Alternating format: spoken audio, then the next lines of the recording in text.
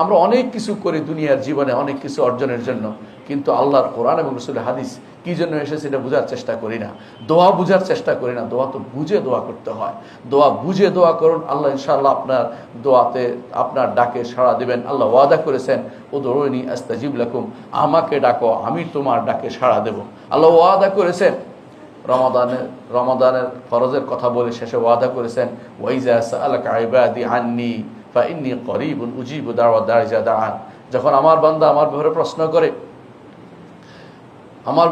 করে ওই সালকে ইবাদি আন্নী, আমার ব্যাপারে, অর্থাৎ তিনি কোথায়, তিনি কি দূরে, তিনি কি কাছে, আপনি বলুন ইন্নী করিবুন, আমি অবশ্যই নিকটে। কি জন্য নিকটে? তিনি তো আরশের উপরে, আরশের উপর থেকেও তিনি নিকটে। এই হিসাবে তিনি উজিবু দাওয়াত দাঈ ইযা দাআন, কেউ যে তাকে আহ্বান করে ডাকে সাড়া দেওয়ার জন্য তিনি নিকটে। ঠিক লিল ইজাবা আও লিল ইতাবা এটাকে বলা হয়, হয় ডাকে সাড়া দেওয়ার জন্য নিকটে, নাহলে সওয়াব দেওয়ার জন্য নিকটে। এর অর্থ হচ্ছে আল্লাহ তাআলা তিনি আরশের উপর থেকেও তিনি আমাদের নিকটে। আমার মুখ থেকে দোয়া বের হতে দেরি নেই, তিনি সেটাকে গ্রহণ করতে তিনি দেরি করবেন না। হয় সাথে সাথে দিবেন, না হয় দেরিতে দিবেন, না হয় আমার জন্য সওয়াব লিখবেন।